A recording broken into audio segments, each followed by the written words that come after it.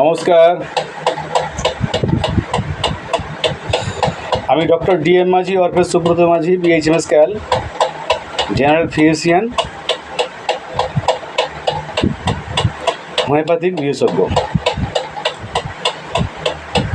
আজকে ভিডিওতে আসার অন্যতম উদ্দেশ্য হলো আমি আছি আজকে জয়পুর ঝিংড়া। তো প্র্যাকটিসের ফাঁকে একটা ভিডিও করলাম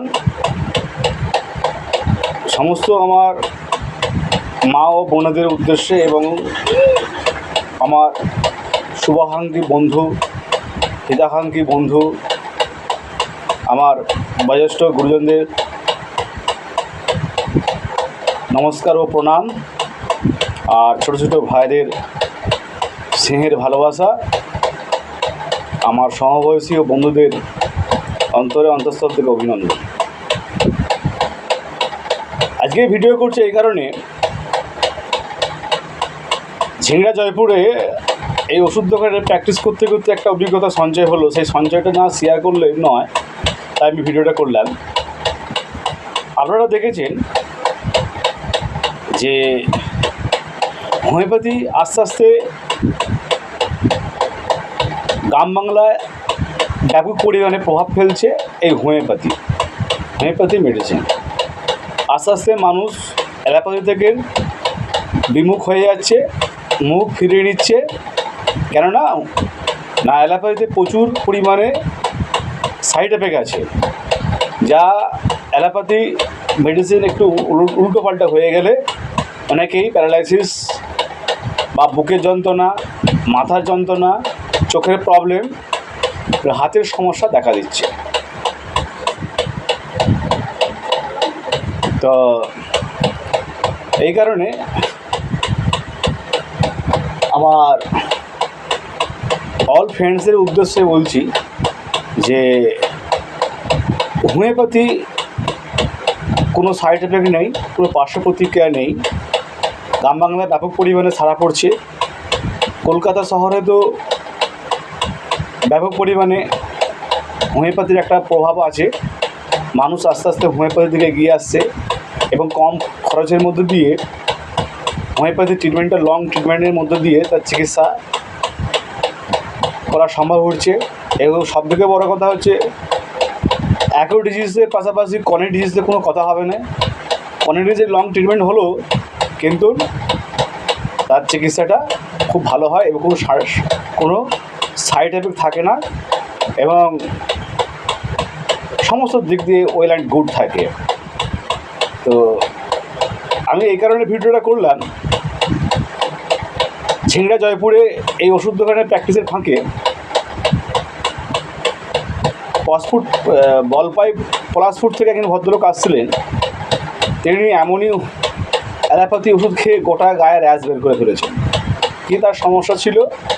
না, তার সমস্যা ছিল প্রথম থেকে নেই যে হাঁটুতে প্রবলেম, কোমরের প্রবলেম, এই সমস্ত প্রবলেমগুলো ছিল।